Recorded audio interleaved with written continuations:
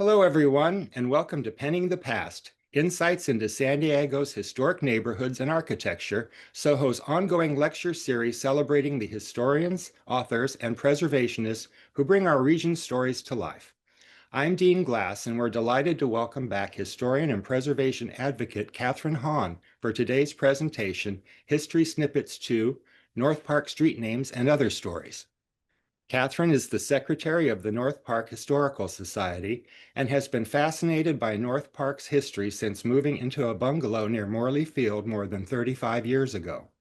A tireless researcher and writer, she's played a key role in securing historic designations such as the North Park Dryden Historic District and the listing of the North Park Water Tower to the National Register of Historic Places. In her newest book, History Snippets 2, Katherine explores the origins of North Park's street names, introducing us to the city engineer who changed more than 250 names in 1900, the early subdivision planners of the 1870s, and the figures honored by the East-West Street's Gunn and Capps. Along the way, she'll share other fascinating stories that illuminate the city's growth and character. As always, if you have questions along the way, please put them in the chat feature, and we'll get to those at the end of the program. And now, please join me in welcoming back Katherine Hon. This lecture is based on my newest book, History Snippets 2, and that's a sequel to the first one. And both of those books are built from articles that I wrote in a monthly column called Past Matters that was published in Uptown News from 2015 to 2021. And these books are both available at three different beautiful historic buildings. The Marston House gift shop in the Carriage House, at the beautiful English cottage home that was built for George and Anna Lee Marston in 1905. Also at Verbatim Books on the corner of 30th and North Park Way, in a historic building from the 30s that was started life as an A&P grocery store. And at the book Catapult on Juniper near 30th, which also started life as a grocery store, a Piggly Wiggly grocery store. So I hope you support these wonderful places for your independent authors and self-published authors. That's the shameless marketing part of the presentation. So the different stories in History Snippets 2 are focused on streets, but also other infrastructure in San Diego. And that's a little secret about me. I'm actually a civil engineer, my education and a working career. And so I like to research the origins of buildings, like the beautiful Granada building on University. The white brick veneer is unique and has stood the test of time from the 1920s when the building was built to house a plumber, his business, and then apartments above. I also, in my book, talk about a corner in North Park, Kansas and University, the northwest corner, which I would say was vacant, but it's not. It's filled with very noisy construction equipment right now.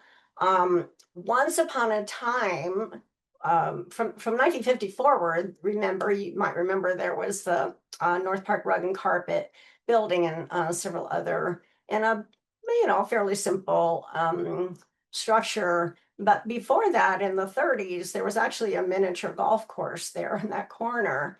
And of course, you might say, well, there's nothing left of that, but there is something left of that at 2632 University Avenue, this little building that maybe if you're local, it has used to have Carnitas Snack Shack there.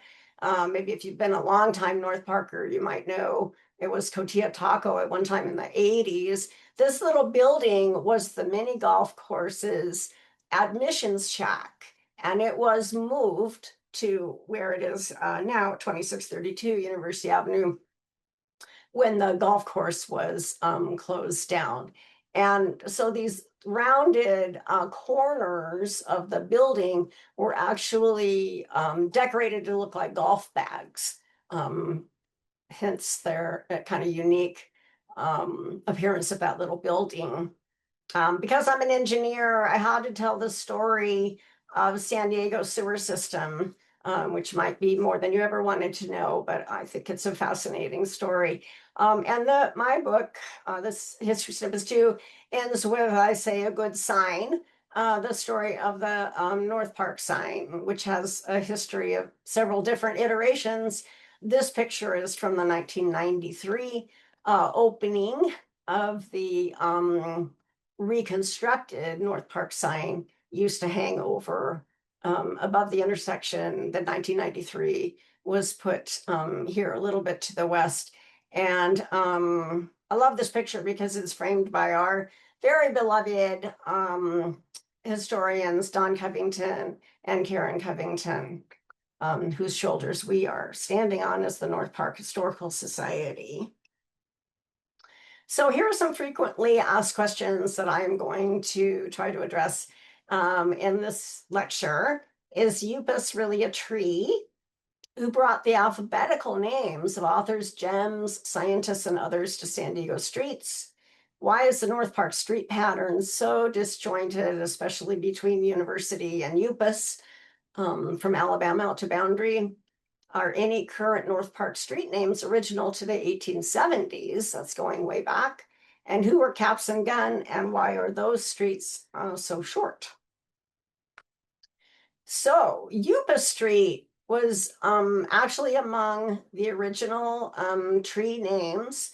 It's in the 1893 city directory. You can see it there. We've got quince, redwood, spruce, sassafras, thorn, upas, vine, willow, and then some people's names. But so it was there in 1893. It wasn't something made up later. But is it really a tree? Yes, it is really a tree.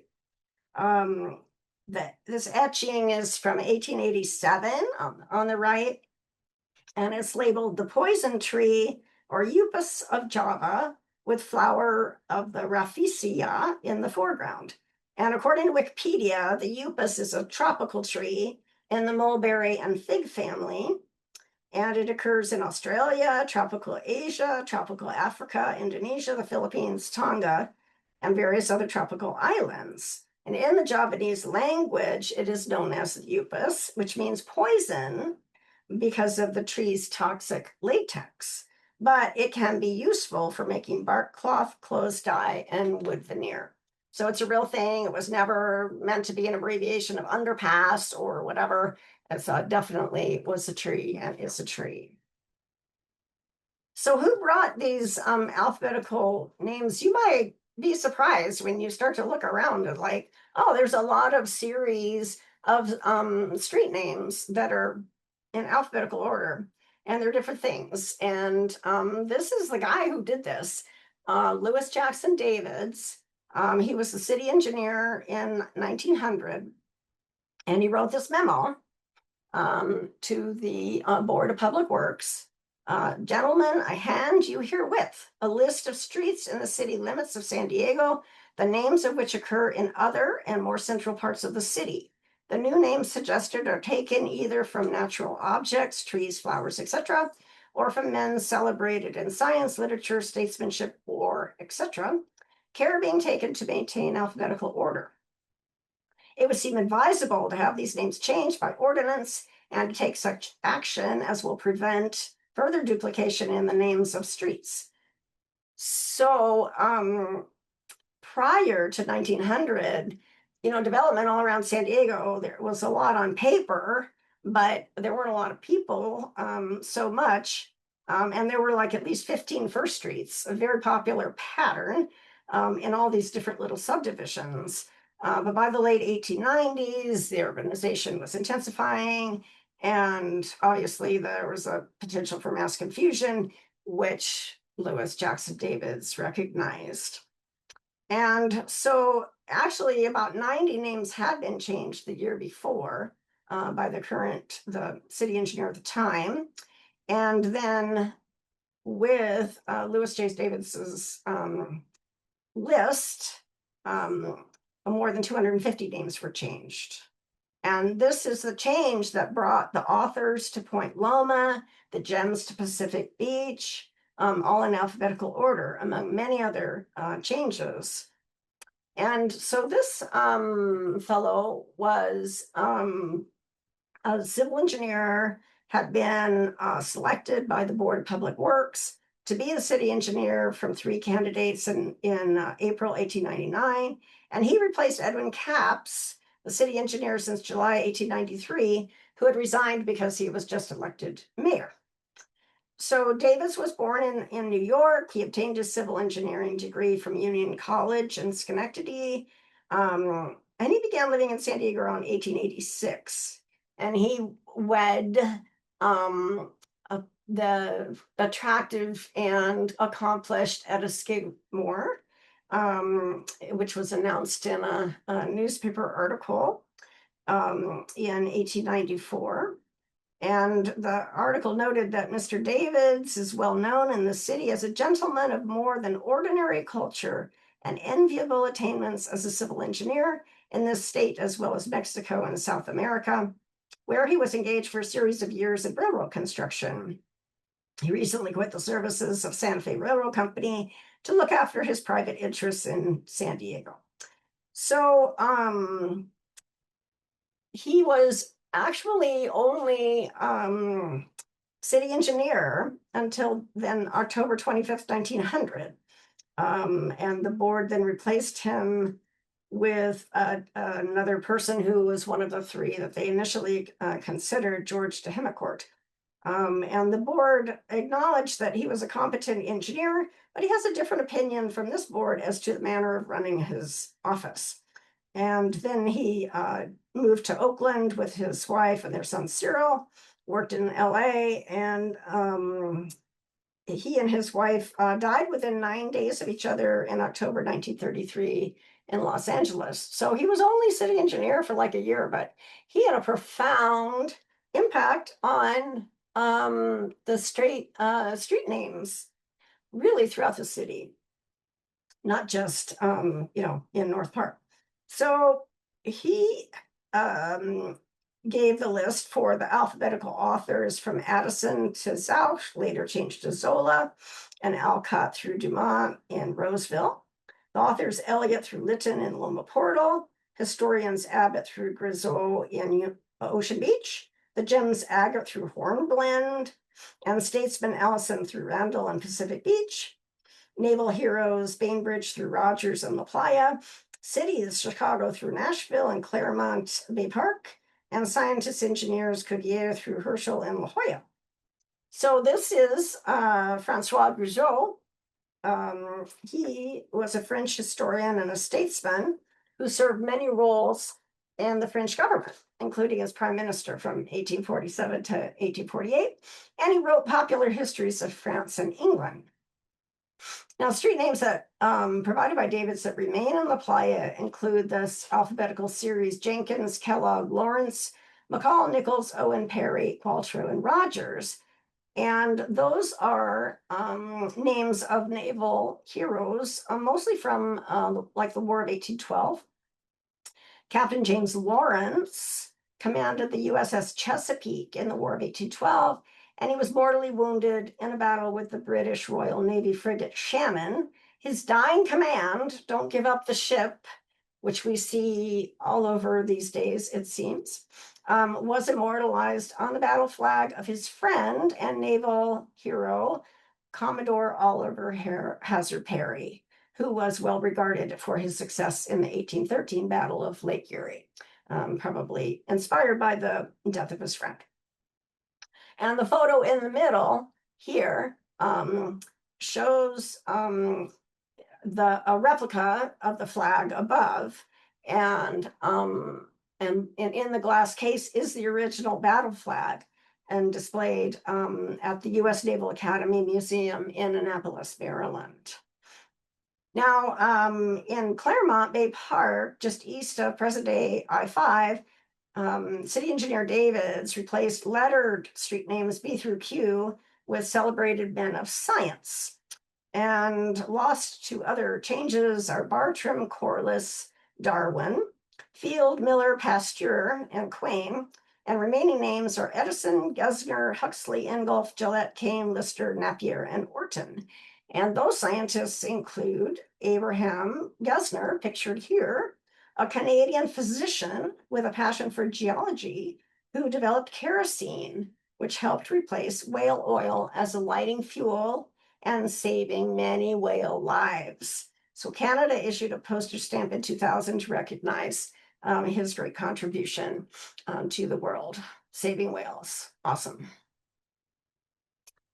Okay, why is our street pattern, especially I would say I'm most familiar with, between University and Upas, from what's now Alabama on the west over to Boundary on the east.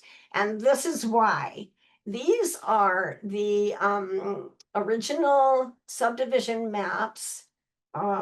They are held at the San Diego County Archives in Santee. You can actually make an appointment to have them pull those maps and you can see them yourself. I have to say I'm such a nerd. I was so excited when I saw these maps on the table. Very exciting. So Polly's edition was mapped and filed in 1873. The Park Villas edition was mapped in 1870 in two big pieces, and in between that piece is the West End subdivision that was mapped in 1873. And you can see some of these street names look familiar, Dwight, and some don't look familiar at all. Polly, where is that? So let's talk about where those are and if any of these remain. Okay, here is Aaron Polly, who is the founder of Polly's Edition, and that is from Alabama, what's now Alabama, between University and Upas and Arizona. And he named what's now Texas Street for himself. So we have Alabama, we have Mississippi and Louisiana and Texas and Arizona streets now. And Aaron Polly was a original 49er. He came from Ohio to Coloma, California when the gold rush began, and he traveled across the plains in an oxen-pulled wagon. He sent for his family in 1852. He was a miner, a rancher, a hotel keeper, and a merchant around Sacramento for 20 years, and then he moved his family to Newtown, San Diego in 1869, when Newtown was very new, just being started by Alonzo Horton. And he set up a successful general store with his sons Fred and Charles at the foot of 5th Street. And that store became an important supply and assay center for Julian gold miners. So I guess he sort of always kept his hand in what brought him out to the West Coast to begin with. He was the first president of the San Diego Chamber of Commerce from 1870 to 1871, and the county tax collector from 1875 to 1884. He was president of the company that built the San Diego-Fort Yuma Wagon Road between California and Arizona. And according to the lot books, which shows ownership of these pieces of land, Polly owned 30 acres of this 80-acre tract. And then the other owners, his fellow investors, were D.W. Bryant, David Landes, Landes, not to be confused with Landis, which replaced George Street. Those are completely different people. Lewis Skinner and Morgan Skinner. So hence the theme of the names were Aaron Polly's fellow investors. Choate, actually, Avenue was probably named by the guy we're going to talk about next. But first of all, if you live on Louisiana Street now in between University and Upas, I just want to say congratulations because you have the most adorable street namesake. I think this guy is so cute. Lewis Newton Skinner was born in 1847 in Milwaukee, Wisconsin. He was a furniture dealer for most of his adult life. He wintered in San Diego starting in 1880, and he moved to the city permanently in 1888. But why buy land, in San Diego when you're not living there? Likewise, his father, Morgan, bought land there, and he never actually came to San Diego. He never left Milwaukee. But I think the reason is that Morgan's eldest brother, so this adorable guy's uncle, had been living in San Diego since 1868. And that person, Henry Skinner, owned multiple properties in San Diego. So I guess he convinced his brother and his nephew that it was a good investment. So this is Joseph Nash, who had the Park Villas subdivision mapped. He bought two big pieces, and there was a piece in the middle that he did not have. And he named most of his streets for his friends. It seems like or maybe people he wanted to impress. It seems like he never, he didn't have others investing the way that Aaron Pauley did. And I think that he could win the prize for traveling the farthest to settle in Newtown, San Diego. He should raise his hand when hey, who came from the farthest away? This guy was born in England in 1838. He sailed from Liverpool, England to Melbourne, Australia in 1863 aboard this clipper ship, the Champion of the Seas. And that trip took 81 days, if you can imagine being on a ship like that for months. He then made his way to the US in 1867. He spent time in San Francisco, where this picture was taken of him. And he arrived in San Diego in 1868. And he became a naturalized US citizen in San Diego in 1872. He also had a very popular store, well advertised. He then, in 1873, sold the goodwill and stock in trade of his establishment to his clerks, Charles Hamilton and George Marston, whose names might sound familiar.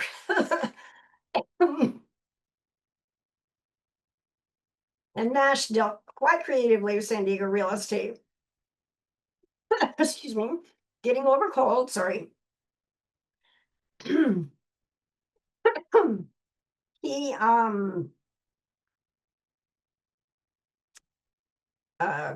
moved up to back to San Francisco in 1875, but he came back to San Diego quite a bit, and visited often with his friends. Now, Herman Avenue is one of the streets that he named, Joseph Nash named, and this is a fellow merchant of his.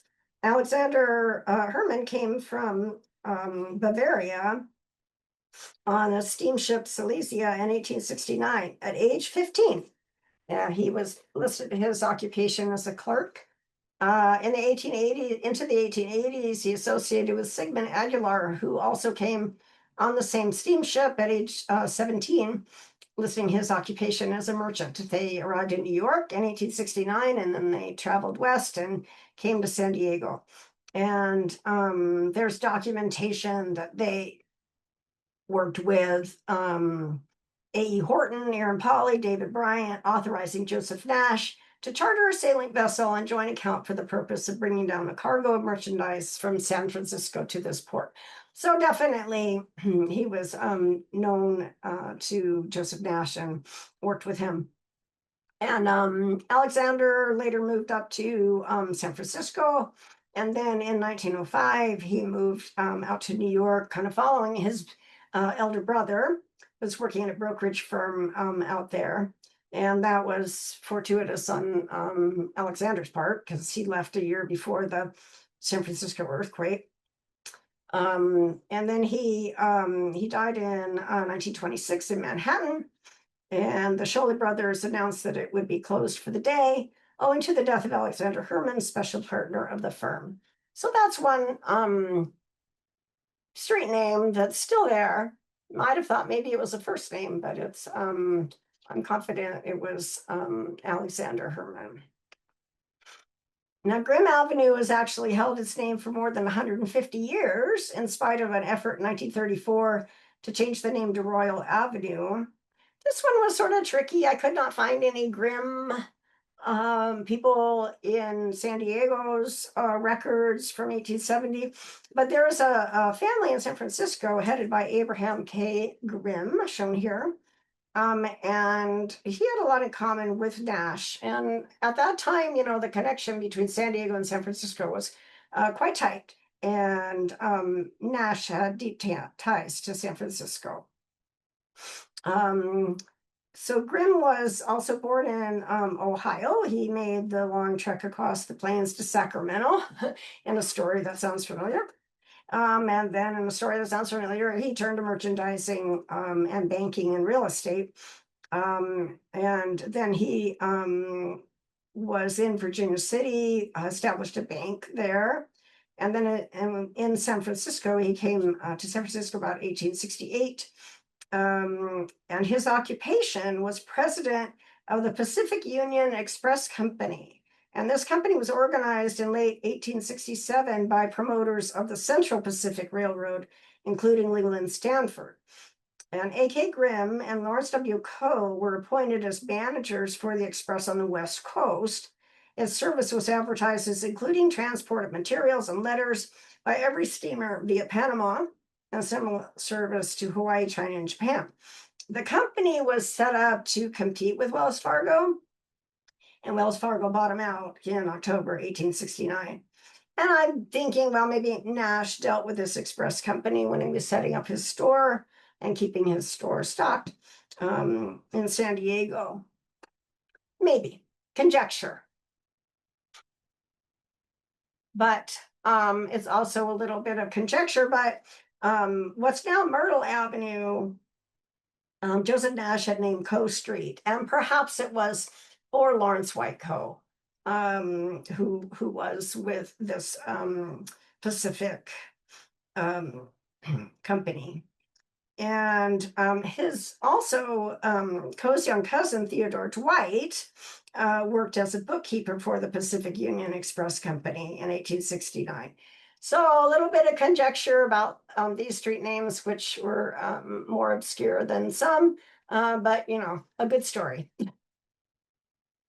So if you heard my lecture last year, you know that I blame this guy, William Jefferson Gatewood, the founder of the West End Tract, for all the misalignments in street and dog legs in the heart of North Park, because he chose this vastly different block and lot pattern, paying no attention to what Joseph Nash did on the other side of him. He liked downtown. He was a person from Old Town, but then New Town. He liked how downtown looked, so he has shorter blocks, which means he has more east-west streets, not 4, but 6, so 2 extra. And he named his north-south streets after his friends, Wender Johnson, himself, Gatewood, and Brunson. And so those are now Utah, Sherman, and then became Granada, Kansas, and Nebraska, which then became 30th later. Kansas became 29th later too. So Gatewood was born in Illinois. He was living in California by 1850. He was a miner living in Sacramento. And then by 1860, he was living in San Andreas, Calaveras County, working as a lawyer. And also he started and edited a newspaper there called the San Andreas Register. He moved to Old Town in San Diego in 1868, having been urged there by Philip Crosswaith, who had been a San Diego resident since the 1840s and was Gatewood's brother-in-law. And Crosswaith wanted Gatewood to bring his newspaper to San Diego, and Gatewood did. And he started the newspaper. The first issue was October 10th, 1868, the San Diego Union, which lives on after all this time. although Gatewood sold his half interest in the newspaper less than a year later. And then he focused on various civic activities, trying to bring the railroad to San Diego. He was president of San Diego and Gila Southern Pacific and Atlantic Railroad Company, president of San Diego Fort Yuma Railroad Company. He became editor of another newspaper, the San Diego Daily World, in July 1872. And his street name was replaced with Kansas Street in 1899 to be consistent with the University Heights state names to the north. But they did not line up too well. And then in 1917, the name of Kansas Street in West End was renamed to 29th Street. Capp Street, because of the way that Gatewood did his subdivision, only exists between Utah and Ray Streets, which were the boundaries for the West End tract. And that was originally Fifth Avenue in Gatewood's West End tract. And Lewis Davids gave the street a new name in 1900 to recognize Edwin M. Capps, who had just been elected mayor. Nice thing to do. Capps had served as San Diego mayor. He served from 1899 to 1901, again from 1915 to 1917. And he served as city engineer from 1893 to 1899, and then from 1909 to 1911. And he made many significant contributions to city development. He was born in Tennessee in 1860, and by 1886, he and his father had arrived in San Diego. He was a civil engineer, and as the city engineer from 1893 to 1899, he was actively engaged in developing the city's water supply and other important infrastructure. He advised the Joint Water Committee as they developed the contract between the Southern California Mountain Water Company and the city for construction of various reservoirs and pipeline systems. And he was the one who oversaw the change of nearly 90 street names in 1899, which included changing the north-south streets between University Avenue and Yupa Street to state names to get them to sort of line up with what had been mapped in the University Heights subdivision from University Avenue to north of Adams. And then when Capps came back to his mayorship, he supervised the ownership of a new public library on East Street between 8th and 9th Avenues through donation of Andrew Carnegie, the City Hall at the time. And when he was city engineer from 1909 to 1911, he designed the Spruce Street suspension bridge, shown here, a unique steel cable-stayed pedestrian bridge that still spans 375 feet across and 70 feet above the canyon along Spruce Street alignment between Brant and Front Streets. The bridge was completed in 1912, and it's a historical landmark. So he was a very serious city engineer. He loved the civil engineering, I think, more than the political mayorship, and did a lot for San Diego. Deserves a street. And Gunn Street, which is the other little one, which extends east-west for only 5 blocks between Utah and Ray. That was originally 2nd Avenue in Gatewood's West End tract. And the street received its new name with the ordinance in 1900, courtesy of city engineer Lewis Davids. This name honors Douglas Gunn, who lived from 1841 to 1891, and he was one of San Diego's early and influential pioneers. He came to San Diego in 1869. He was the editor and owner of the San Diego Union newspaper from 1870 to 1886, keeping it running in good times and bad. And sometimes all practically on his own.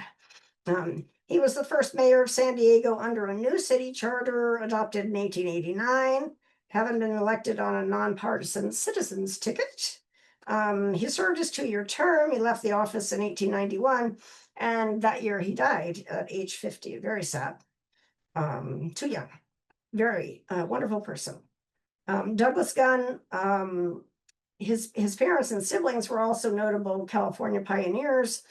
And they were the people who became his brother-in-law, I should say, of two of San Diego's important pioneers and civic leaders.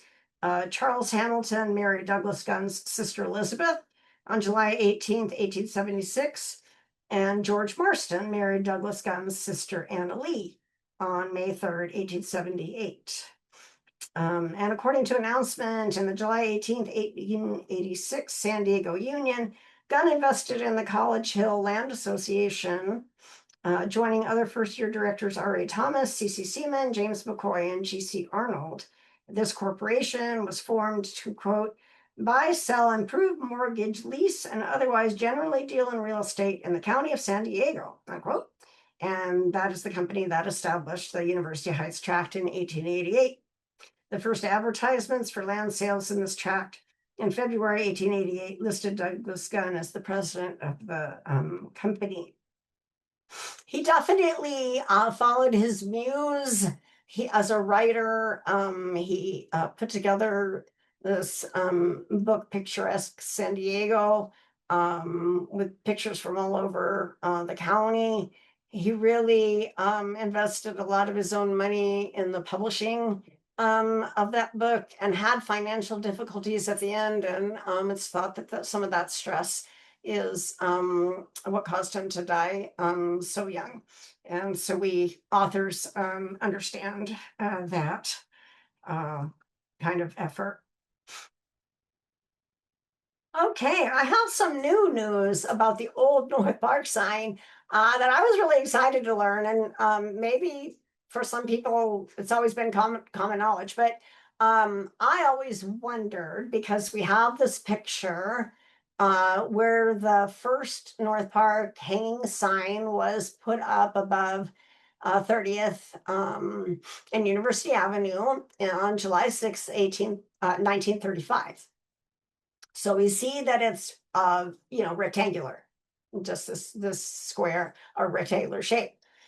And then we see pictures of the Toyline Parade and the 50s, and it has this scallop shape. And I always wonder, well, like, when did that happen? How did that happen? You can't just like search in the old newspapers for North Park sign, you get so many hits, you'd never figured out. But recently I got this little clue of a little snippet of news from 1949 that said sign replaced in 1948. North Park's old shopping district sign above the 30th Street and University Avenue intersection was replaced with a new and modern designed one just a year ago in November 1948. So with that, I could really narrow down my search, and I found this newspaper article, November 21, 1948, is when the new sign was put up.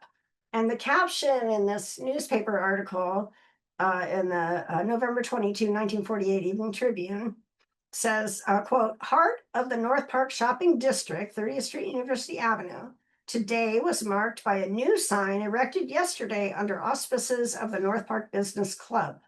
The sign replaces one which for months has read Nor Arc because of faulty illumination. If you look closely in the group beneath the sign, you will notice that one of the workmen is none other than old St. Nick himself. So that is the answer to a question I had for a long time. It was a brand new sign, and it was put up in 1948. Exciting for me. The 1948 sign was then removed in 1966. We think it ended up in the landfill. We don't know where it went. But advocacy for a new sign picked up in the 1980s. And by 1993, funds had been acquired from local, state, and federal sources, A new sign designed by Weber Nelson Design and constructed by California Neon was officially lit in a joyful dedication ceremony on October 13th, 1993. Now, the sign was placed on an attractive pedestal in the middle of University Avenue, west of 30th Street, where it's been a fun backdrop for parades like this one in 2009. And here's our famous paper dancing water tower and my famous husband. Okay. So I hope you learned some useful facts like these studious McKinley Elementary School children in 1954. Zoom's always funny, medium to ask, but are there any questions?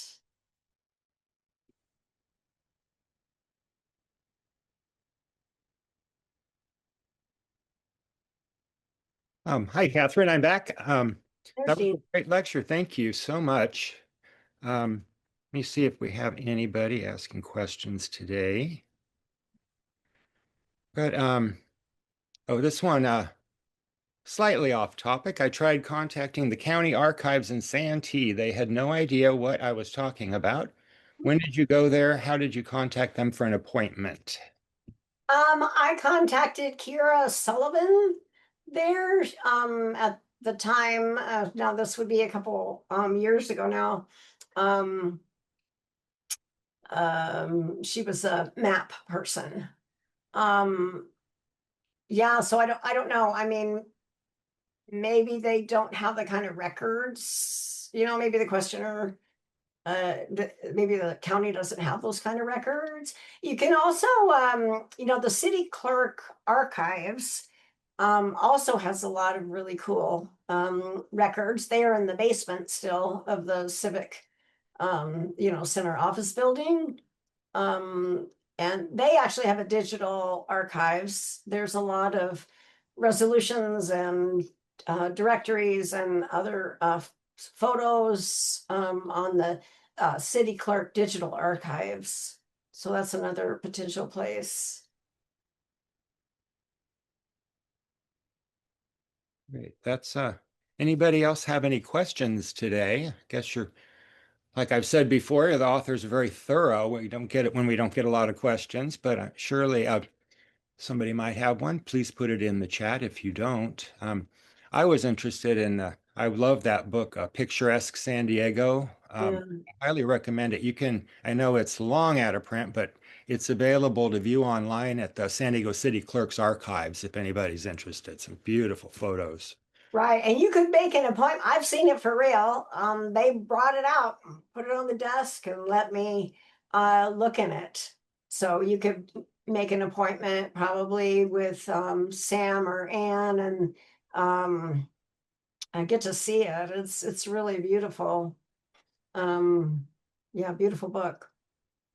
Hey, another question. Which of the subdivisions had the wider streets? Ah, yes, West End, right? Um, Maybe I can do it this way, go back. Oh, here we go. Where are you? There you are. See how wide uh Gatewood's streets were? We'll go back to the this comparison. It's like you don't know where you are, but you know you're someplace, different when you walk across, between Utah and Ray.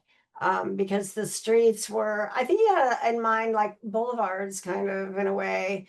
And then he wanted shorter blocks rather than these long north-south kind of blocks. So it's West End is the one. That has the wider and the little square, more like square lots, versus the longer lots and alleys. This is also interesting if you compare these maps. Polly's edition, I don't think Aaron Polly cared much for alleys, even though he was a merchant himself. Maybe he felt as a real estate person it was kind of a waste of space.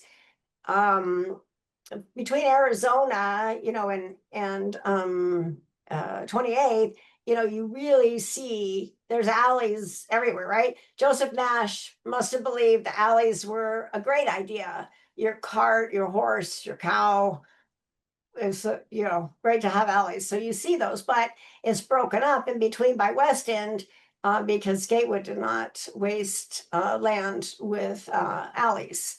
And he had these little short blocks, so it probably would have been way too disruptive.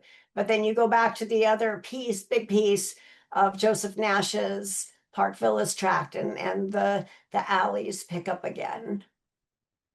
Yeah, all because there was no city planning and no people to say, hey, this doesn't work, and no cars. So it's like, I think your horse and cart will be able to make the turn. So I don't think there was really much concern. And then by the time there were, automobiles and a lot of people, these blocks and lots had been changing hands and people been paying taxes on them. It was way too late to like replace it. Versus University Heights. I can there. Oh, sorry. Um, sorry, guys. But University Heights, is um, a big subdivision, and they had a lot of land, and they planned it. They had their themes, of course, of their presidents and the states, and their grid matches up because it was one cohesive um, subdivision. This is from like 163 out to 805, basically, from University to north of Adams. This is a big piece of land this consortium, the College Hill Land Association, bought. And so their grid does, matches up much better than to the south with these little individual 80-acre pieces bought by those three gentlemen and their fellow investors.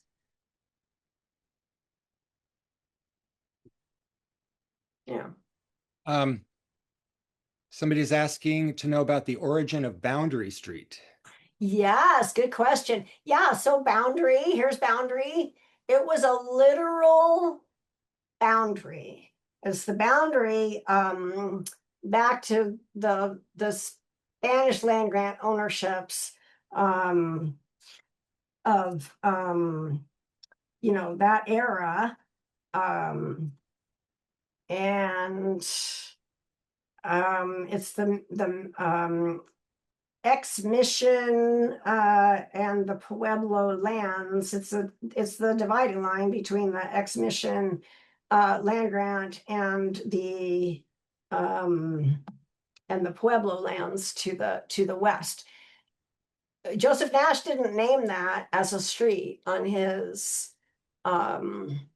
in his subdivision, and University Heights didn't either. It was just the boundary between these two big Spanish ownerships. Yeah. Let's see. Got a compliment. Thank you, Catherine. Fascinating presentation. I'm guessing everybody feels that way because it really was. Thank you. I guess that's it for our questions. So Okay. thank you for another fascinating journey through North Park's past.